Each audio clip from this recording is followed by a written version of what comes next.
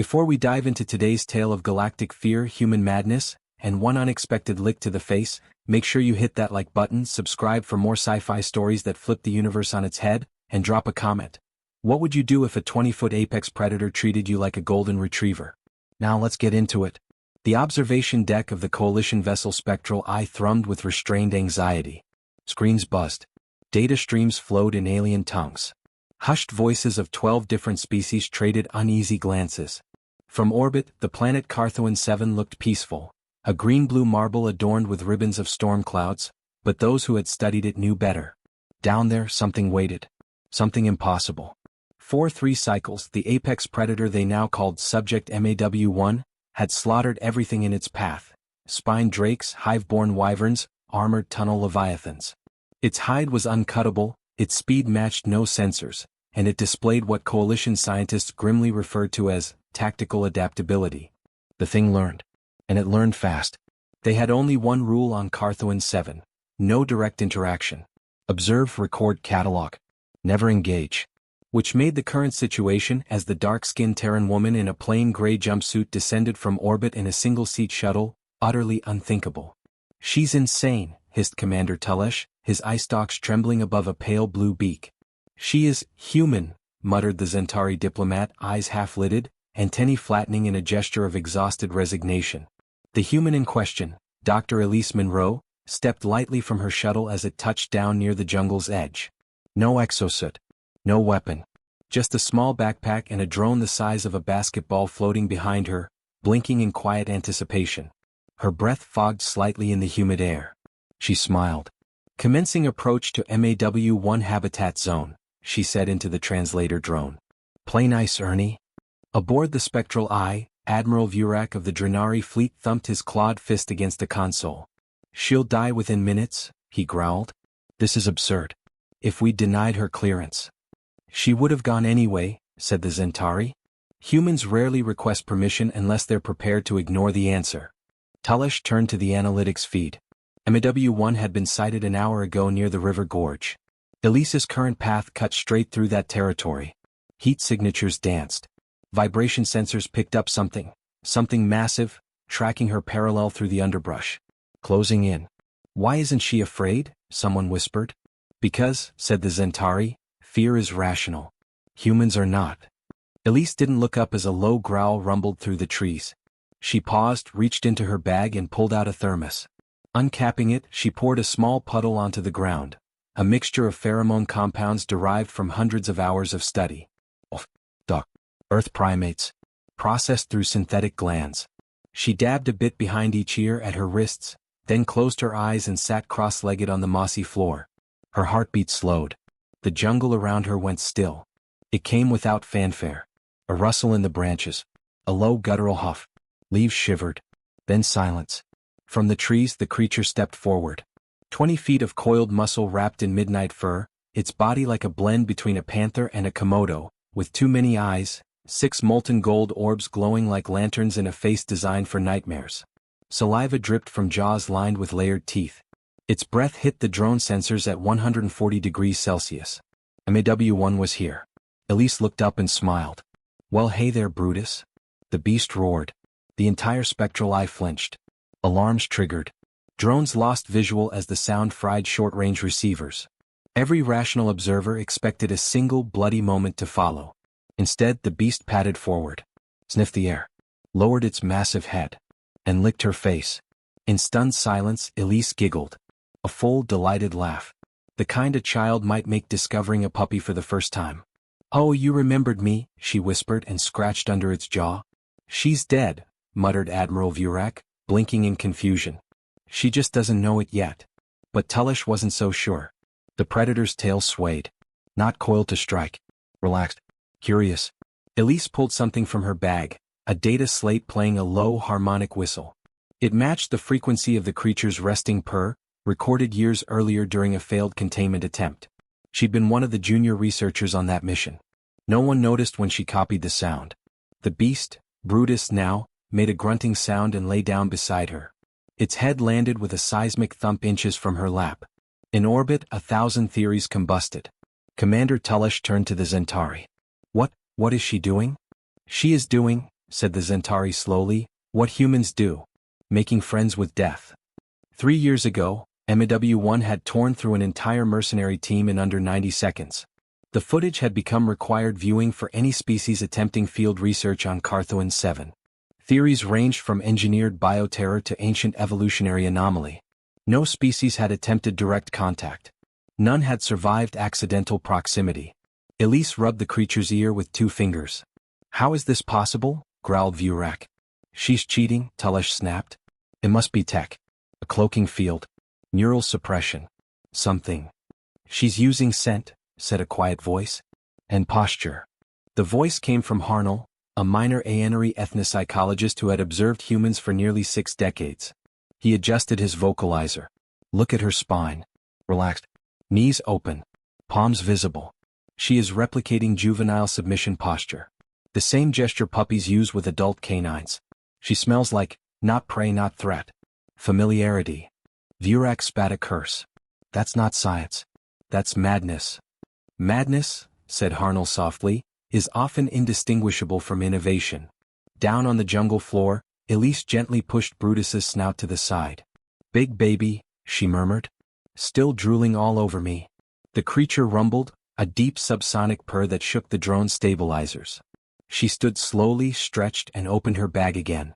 From it she pulled a massive synthetic bone-coated in meat protein gel. Tossed it gently. Brutus sprang after it like an oversized puppy. Good boy, she called. Aboard the ship, silence reigned. Then someone said it, we've been afraid of a dog. Not a dog, said the Zentari, eyes gleaming. A lonely pack hunter. Intelligent. Starved of companionship. Misunderstood. And she figured it out. The implications came fast. If MW1 could be bonded, could it be studied? Trained? Protected? But not all were thrilled. If humans can do this, Vurak whispered, then there's nothing they can't tame. Elise sat back down and tapped the drone. Ernie, begin habitat mapping and environmental assessment. Brutus and I are going to need a bigger yard. The alien watchers could only stare as the apex predator curled around the human, eyes closing in quiet contentment. For the first time in recorded history, the jungle fell silent because the monster was at peace. And the human? She looked toward the canopy directly at one of the camouflage drones. Her smile wasn't smug. It was serene. I told you, she said softly. You just have to ask nicely. The feed cut to static. The meeting chamber aboard the Spectral Eye felt colder than usual, though no one dared mention it. Tulesh's frilled crown trembled as he replayed the footage for the 12th time, the image frozen on the moment the monstrous Brutus nudged his massive head into Elise Monroe's lap.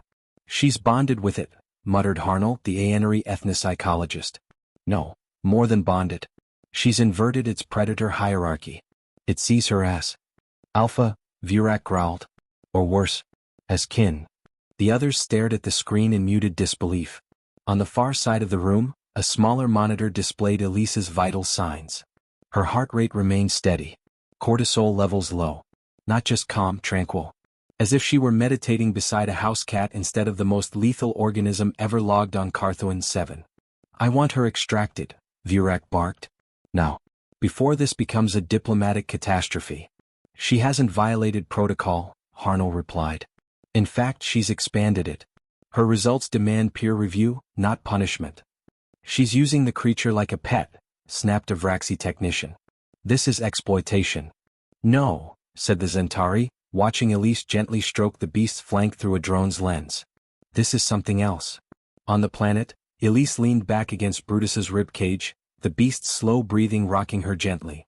Her translator drone Ernie hovered nearby. With a small chirp, he synced to her command frequency. Begin voice lock, she said. Elise Monroe, post-contact journal, entry 1. The drone blinked green. He remembered me. Not just scent markers. Recognition. Emotional memory. It's been 3 years since containment collapsed. I never saw him in person, only the data streams, but he knew. His eyes lit up like I was a missing puzzle piece. Brutus shifted slightly, snorted a puff of hot air into her hair, then relaxed again. I spent years trying to convince the Zenobio board that MAW1 wasn't feral. That it wasn't designed for killing. Everyone looked at the teeth, the claws, the kill radius. They never stopped to consider the why. He wasn't rampaging. He was isolating. Removing threats to territory, but never occupying it. He didn't want space. He wanted peace. She paused, pulled a strip of dried fruit from her bag and chewed thoughtfully. You want to know the trick? It wasn't about dominance. It was about being the first creature he encountered that didn't flinch. I let him sniff. I didn't lock eyes. I sat. I became predictable. That's the scarcest resource in a hostile ecosystem. Pause. And yes, the pheromones helped. Thank you, Ernie, for reminding me to reapply. The drone gave a pleased trill. Back aboard the ship, a new feed activated. The council chamber link blinked live. Representatives from 12 allied species appeared in shimmering holograms. Some were translucent gas forms, others robotic symbiotes, but all shared the same expression: unease. Is the human in control of the beast? Asked the translucent form of the Thulian delegate. She is cohabitating, Harnell answered. Control is not an accurate descriptor. The Vraxi demand confirmation that this creature cannot be used in military application, came the sharp reply. What prevents her from turning it on us? She doesn't want to use it, Harnell said carefully.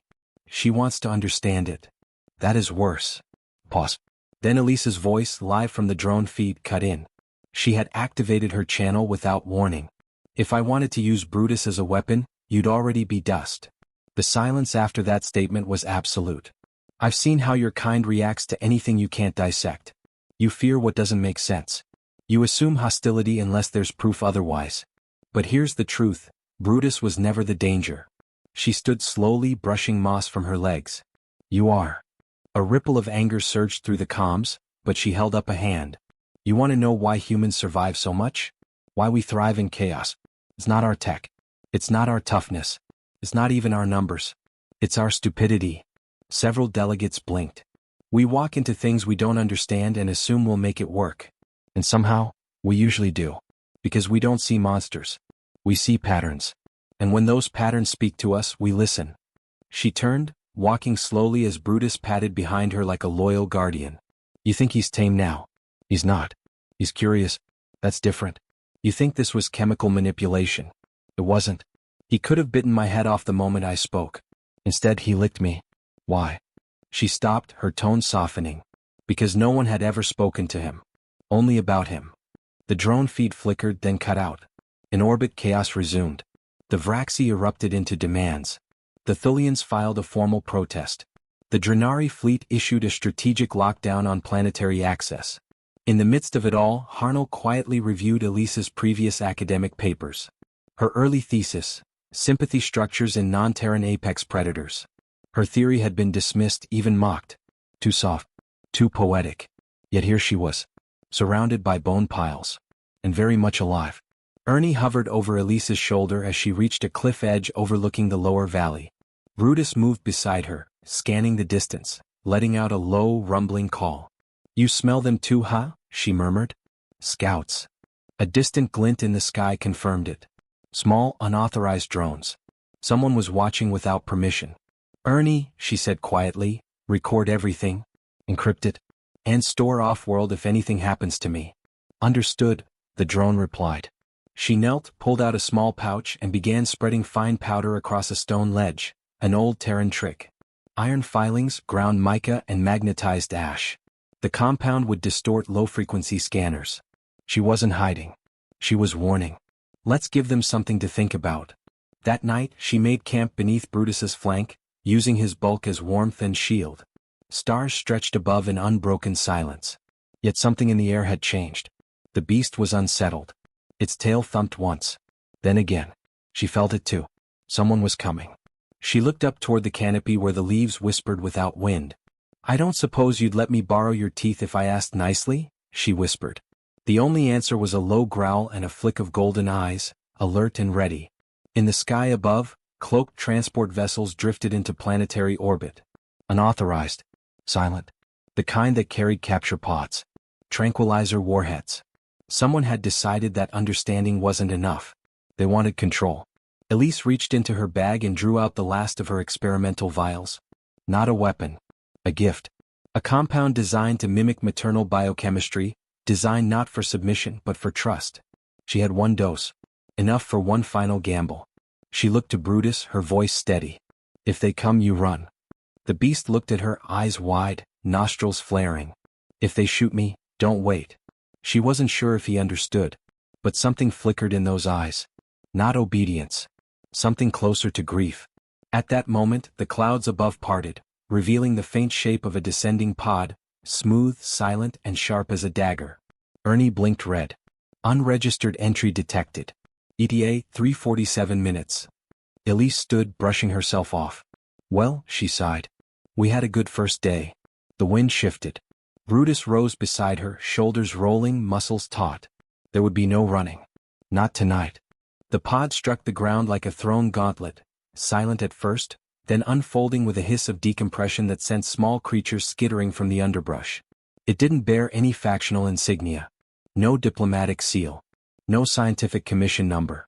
Just matte black plating and a faint pulse of red light from its spine, like the flick of a warning tongue. Elise didn't move. She didn't run. She watched. Beside her, Brutus shifted his weight forward, shoulders squared, claws flexing slowly into the soil. His ears pressed flat against his skull. His breath came out in low, steaming bursts. They had come for her. Not to extract. To erase.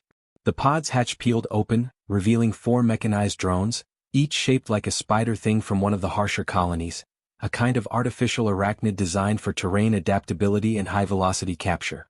Their legs clicked in unison, spreading wide and low. Twin nozzles rotated from their torsos, each primed with glimmering capsules. Neural inhibitors most likely. Meant to take down a tank or anything more stubborn than a tank. Like her. Or Brutus. Ernie, she said quietly. Are you recording? I never stopped.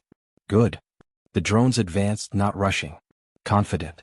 The way apex hunters move when they believe their prey doesn't yet know its prey. Brutus stepped in front of her. No, Elise said softly. Don't. He didn't look at her, but he stopped. His breathing deepened. Every muscle in his flank coiled in preparation. He was seconds away from unleashing every ounce of force buried beneath his black fur. Elise raised her hands. I'm Elise Monroe, she said aloud, voice level and clear. Unarmed xenobiologist. You're trespassing on protected ground and violating active coalition field research protocol. Disengage your units immediately. The drones did not respond. One launched. Faster than her eye could track. Elise dove but not away.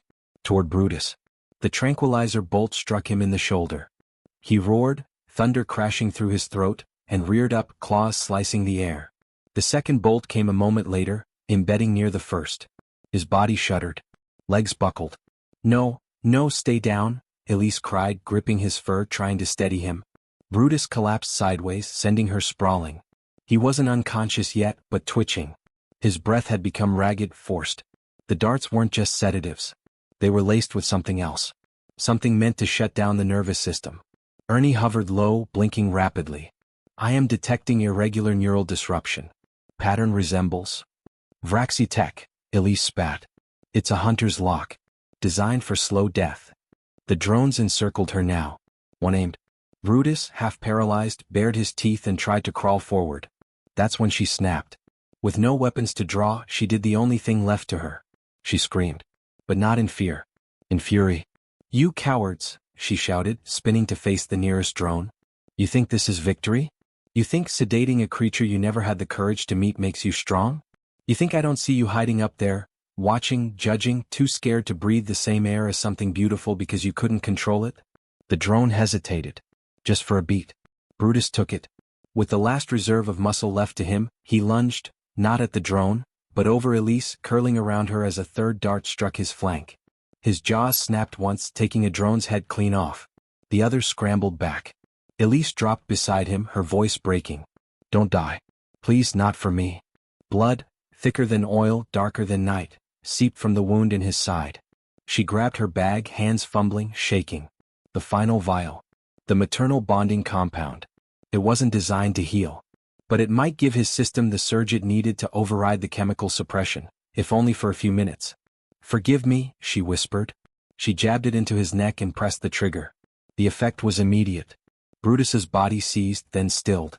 For a second she thought she'd killed him. Then his eyes opened. Fully. And they weren't just awake. They were aware. He rose, trembling, and took a step forward. The remaining drones recalibrated. One fired another dart. He didn't even flinch. The projectile bounced off his hide like rain. Then he moved. Not wildly. Not chaotically.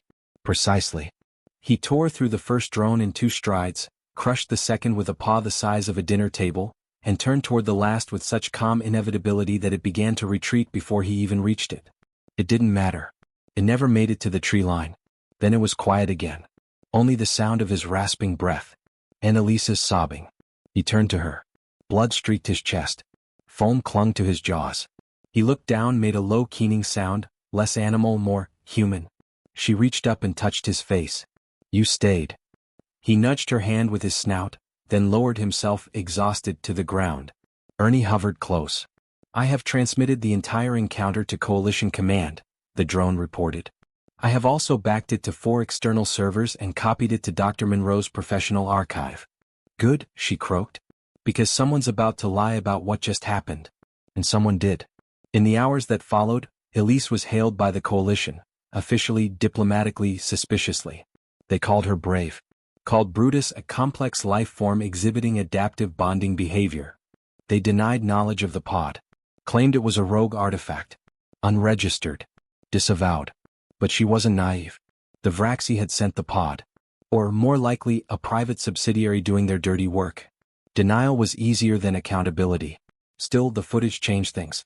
Because it didn't just show Brutus fighting. It showed him protecting. Protecting her. And that made him dangerous in a way no weapon could match. It meant he could choose. Choose loyalty. Choose vengeance. Choose love. That terrified them more than his teeth ever did. Coalition Command offered Elise immediate extraction. Honors. Lab funding. An entire department named after her. She declined. I'm not done, she said. There are more like him. Maybe not here. Maybe not now. But they're out there. And someone has to be ready. She stayed on Carthuan 7 with Brutus. Built a sanctuary dome near the gorge, just outside his original territory. No cages. No observation glass. Just space. Some came to visit. A few researchers. 1 diplomat. Even a child from a fringe colony whose drawings Brutus kept nudging into his den like trophies. But most stayed away. Too dangerous. Too unpredictable. Too a human. Late one evening, Elise stood at the edge of the dome, watching Brutus curl beneath the stars. Ernie floated beside her. You do understand he will die one day, the drone said gently. You will have to watch it. I'll watch every second, she replied. And if someone comes again? With more fire? More fear. She looked up, eyes hard. Then they'll learn what happens when you corner something that knows what it means to care. Brutus raised his head at her voice, tail thumping softly. She smiled. Not for the first time, not for the last, she thought. Maybe monsters weren't the ones with claws. Maybe they were the ones who refused to kneel. The council chambers were too clean. That was the first thing Elise noticed when she arrived. Smooth ivory walls without a single blemish, lights that adjusted in color temperature to match each species' comfort level, and a circular table with hollow projected nameplates that rotated softly in the filtered air. It was sterile, orderly, efficient. Like diplomacy had been surgically separated from reality. None of it matched the chaos that had unfolded just 2 weeks prior. Elise sat alone in the center of the chamber, though her drone hovered loyally at her side. Brutus had been left on the orbital sanctuary platform, technically under the care of a dozen xenobiologists, practically under no one's control but her own. He had healed mostly. The neurotoxin would never fully leave his system, but he was moving again. Sleeping deeply. Watching her with calm eyes that still stirred something ancient in the guts of every species that saw them. She folded her hands on the table as the holograms shimmered to life around her. 12 chairs filled with representatives from across the galaxy. Vraxi, Thulian, Drenari, Zentari, Aenari, and more. A fractured circle pretending to be whole. Admiral Vurak was the first to speak. Dr. Monroe. Thank you for joining us. We understand you've filed a motion to reclassify subject MAW1. His name is Brutus, she said flatly. A pause rippled through the council. A few flickered their holographic eyes toward each other. Very well, said the Zentari voice even. To reclassify Brutus from Omega-level hostile to Category 7 Companion Class Apex. That would mean immunity from extermination orders, free-roaming rights within designated sanctuaries, and full legal protections under the Interspecies Sentience Charter. Yes, she said. That's what it means. Vurak leaned forward. And you have evidence that he qualifies? She said nothing. Instead, she nodded at Ernie, who projected the footage across the chamber. The silence that followed was far more telling than any speech she could have prepared. They watched Brutus intercept the tranquilizer dart. Watched him cover her body with his own. Watched him hesitate even when surrounded, not lashing out until provoked a third time. They saw him disable, not kill, 2 of the drones. They saw Elise stand between him and the last one. They saw choice, control, loyalty. They saw something that didn't align with their definitions of animal. When the feed ended, Elise leaned forward. "You didn't send those drones to kill him," she said. "You sent them to see if I'd stop him. You wanted to know where the leash was. Whether I'd pull it." Vurak didn't answer. "You already knew he could be reasoned with. You just didn't want that on record. Because if he can be reasoned with, then so can others like him. Which means your emergency protocols don't protect the galaxy. They protect you. From accountability." The Thulian delegate shifted uncomfortably. The Drenari narrowed all 6 eyes. The Zentari cleared his throat. "We understand your emotional connection to this creature." "No, you don't," she interrupted. "You think this is about sentiment. About maternal instinct. It's not. It's about recognizing a kind of sentience you weren't trained to see." She tapped the table. "You think empathy is weak. It's not. It's faster than math. Deeper than logic. We don't tame creatures like Brutus with dominance. We earn them." Harnell, the Aenery observer, leaned forward. His voice was soft but it carried. "You once wrote that humans bond with threat faster than any other species. That we domesticate danger by offering it a place at the fire." "I did," she replied. "Do you still believe that?" She thought about it. Then she smiled. "I do. Because I've seen what happens when we don't." The chamber dimmed. An alert chimed softly in the air. A priority transmission had arrived mid-session. Ernie intercepted it first, blinking amber, then red. "Dr. Monroe," the drone said. "This is urgent. Go ahead." Unscheduled movement detected in orbit. 3 vessels. Vraxi registration masks, but signal routing suggests military origin. They're moving toward the sanctuary. The council erupted in motion. Commands were barked. Feet scrambled. The Vraxi representative spoke too late. "They're rogue elements. Not acting under official." "Shut up," Elise hissed, already on her feet. "Brutus is there alone." Ernie opened a direct channel. Static. Then the flickering image of the sanctuary dome appeared. Alarms flared. Researchers fled. Shadows fell across the dome as a dark shape descended. A drop carrier. Elise bolted from the chamber without another word. She reached the dock seconds before the transport sealed. Coalition security tried to stop her. She barreled through them, activated launch protocols manually, and slammed her hand onto the panel. The engines roared to life. The vessel tore from the station before anyone could override it. The descent blurred in her mind. Only when the dome came into view, cracked, burning, half-collapsed, did she fully grasp what was happening. They hadn't come to study him. They'd come to finish the job. She landed hard, skipping over scorched earth. The doors hissed open before the platform touched down. Smoke curled from the sanctuary's inner grove. Brutus lay curled in the ash, breathing raggedly. 2 tranquilizer bolts stuck from his side. One of the ships above discharged a second drop pod. Elise sprinted. She didn't think. Didn't plan. She ran to him, hands slick with blood and mud and fear. Pulled the dart. Felt his chest rise against her palms. His eyes opened. And for the first time in days she saw something new in them. Anger. Not blind fury. A quiet, cold understanding. He stood. Slowly. Shakily. Elise rose with him. Above them the drop pod opened. And Brutus roared. Not like before. This wasn't a predator's scream. It was a warning. The pod didn't slow. Brutus launched. The final charge of an apex heart. He met it mid-descent, claws tearing into the underbelly. Sparks. Flame. A deafening explosion that shook the entire valley. Elise was thrown back by the shockwave. Her ears rang. Her vision blurred. And then silence. For one terrible, endless second she thought it was over. Then a shadow moved through the smoke. Brutus limped forward, one leg dragging, side torn open, but alive. She rushed to him, arms around his neck. "You stubborn, magnificent bastard." He collapsed beside her, breathing slow. Painful. The coalition fleet arrived minutes later, too late to stop anything. The rogue Vraxi ships were seized. Their commanders arrested. The footage, every second of it, went viral across the galaxy. Brutus charging into fire. Elise refusing to run. The moment when monster and human stood not against each other, but against fear itself. The council voted unanimously the next day.